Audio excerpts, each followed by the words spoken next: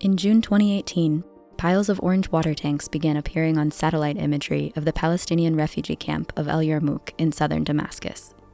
Nearly hidden by rubble from the extensive Russian and Syrian bombing campaign that leveled the neighborhood, these water tanks were evidence of pervasive looting that took place after residents were forced to flee. The pillaging of El Yarmouk is just one of the 5 major looting events verified by SJAC's investigative team in our latest report.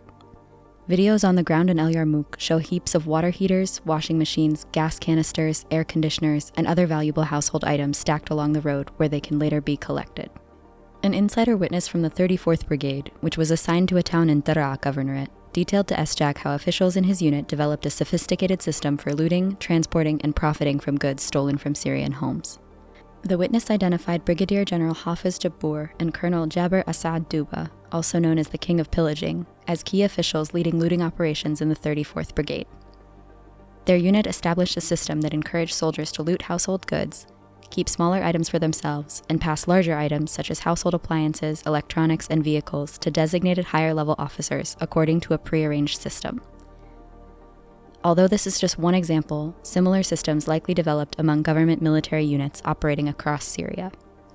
The vast extent of looting can be seen in open-air markets, like this one in Damascus, which expanded with an influx of stolen merchandise after major military operations. Markets likely brought in significant revenue for Syrian officials who were trying to make a profit as sanctions began to take a toll on the Syrian economy. In these documents obtained by SJAC, the Syrian government made a show of condemning widespread looting as far back as 2012 and 2014, but looting remained rampant, demonstrating that the government either didn't care or wasn't able to rein in its military officials. Looting is a war crime that incentivizes the military to attack civilian infrastructure, forcing residents to flee their homes and looting anything left behind. Soldiers not only stole small appliances, but also roofing tiles and copper wiring, making it difficult for Syrians to return to their homes, and forcing them to resort to IDP camps or to leave Syria completely. Unfortunately, the vast number of perpetrators who pillaged Syrian communities will never be held accountable, but SJAC's report is helping uncover evidence that we hope could be used in current and future legal cases, especially against military personnel who have fled to Europe, where they can be held accountable for the crimes they committed against the Syrian people.